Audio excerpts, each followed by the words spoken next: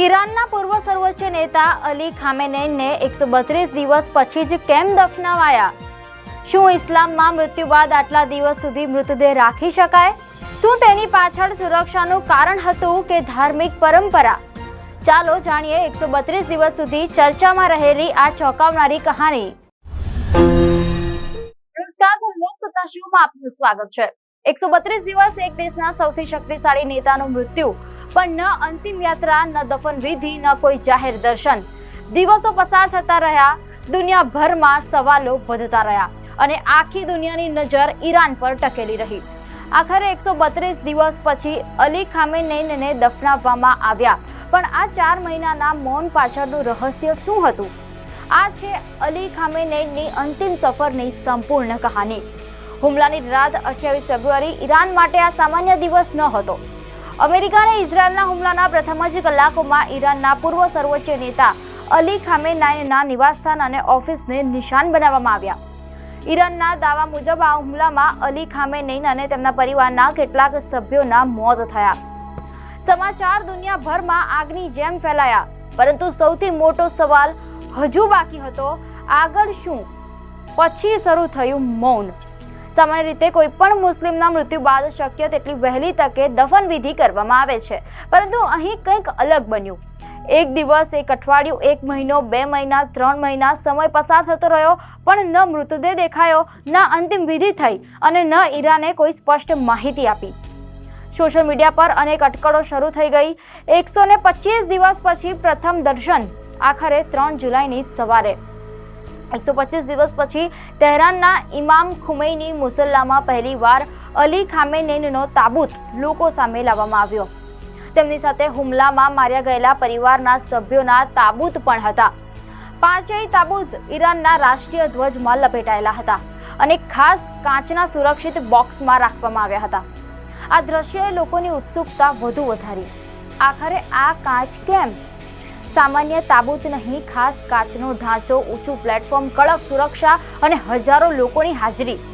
ઘણા નિષ્ણાંતોનું માનવું હતું કે કાચના બોક્સમાં તાપમાન નિયંત્રિત રાખવાની વ્યવસ્થા પણ હોઈ શકે. જો કે ઈરાને તેમની કોઈ સત્તાવાર પુષ્ટિ કરી નથી. 125 દિવસ સુધી મૃતદેહ ક્યાં હતો? આ સૌથી મોટો સવાલ હતો. આટલા લાંબા સમય સુધી મૃતદેહ ક્યાં રાખવામાં આવ્યો? કેવી રીતે સુરક્ષિત રાખવામાં આવ્યો? શું તેને અસ્થાયી રીતે દફનાવવામાં આવ્યો હતો કે કોઈ ગુપ્ત સ્થળે રાખવામાં આવ્યો હતો? આ તમામ સવાલોના સ્પષ્ટ જવાબ આજે પણ ઈરાને આપ્યા નથી. સરકારે માત્ર એટલું જ કહ્યું, મૃતદેહને સંપૂર્ણ સન્માન સાથે ધાર્મિક નિયમો મુજબ સુરક્ષિત રાખવામાં આવ્યો હતો.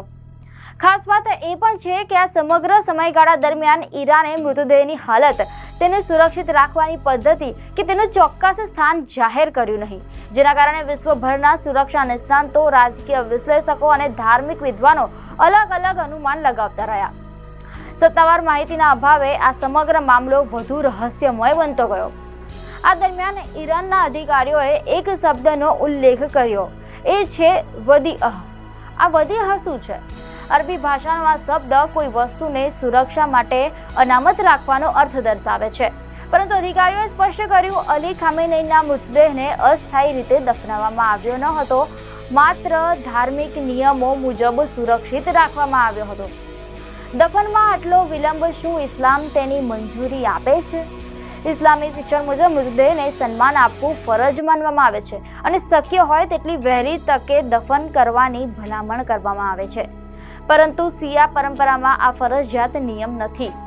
જો મૃતદેહની ગરિમા જળવાઈ રહે તો ખાસ સંજોગોમાં વિલંબ શક્ય માનવામાં આવે છે. મીડિયા અહેવાલ મુજબ ધાર્મિક સંશોધક હસન ફસ્તિયાના જણાવે છે કે શિયા સમાજમાં મૃતદેહનું સન્માન જીવતા માણસ જેટલું જ મહત્વનું છે, જ્યારે ઘણા સુન્ની વિદ્વાનો માને છે કે મૃત્યુના જ દિવસે અથવા શક્ય તેટલી વહેલી તકે દફન કરવું જોઈએ. એટલે જ અલી ખામેનેઈના દફનમાં થયેલા વિલંબે ધાર્મિક ચર્ચાઓને પણ જન્મ આપ્યો. ઈરાનમાં વર્ષો પહેલા ઘણા પરિવારો પોતાના સ્વજનોને પહેલા અસ્થાયી રીતે દફનાવતા હતા અને પછી નજફ અથવા કરબલમાં લઈ જઈને અંતિમ દફન વિધિ કરતા હતા. કેટલાક કિસ્સામાં વર્ષો પછી પણ મૃતદેહ અથવા તો અવશેષોને ખસેડવામાં આવતા હતા. એટલે કે આવી પરંપરા શિયા સમાજ માટે નવી નથી. 7 દિવસ સુધી અંતિમ વિધિના કાર્યક્રમો ચાલ્યા અને આખરે મસદના પવિત્ર ઇમામ રઝા હરમમાં અલી ખામેનેઈને દફનાવવામાં આવ્યા. 132 દિવસનું મૌન અંતે સમાપ્ત થયું. પરંતુ આ 4 મહિનામાં શું બન્યું? મૃતદેહ ક્યાં હતો અને આટલો લાંબો સમય કેમ લાગ્યો? આ સવાલોના તમામ જવાબો હજુ પણ ઈરાનના સત્તાવાર દસ્તાવેજોમાં જ કેદ છે. 132 દિવસ, એક મૃતદેહ અને અસંખ્ય સવાલો. અલી ખામેનેઈની અંતિમ સફર માત્ર એક નેતાની દફનવિધિ ન હતી.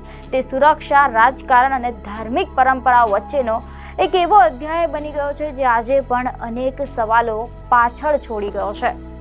આખરે 132 દિવસ સુધી મૃતદેહ ક્યાં રહ્યો? ઈરાને તમામ વિગતો જાહેર કેમ ન કરી? અને શું આ રહસ્ય પરનો પડદો ક્યારેક ઉચકાશે?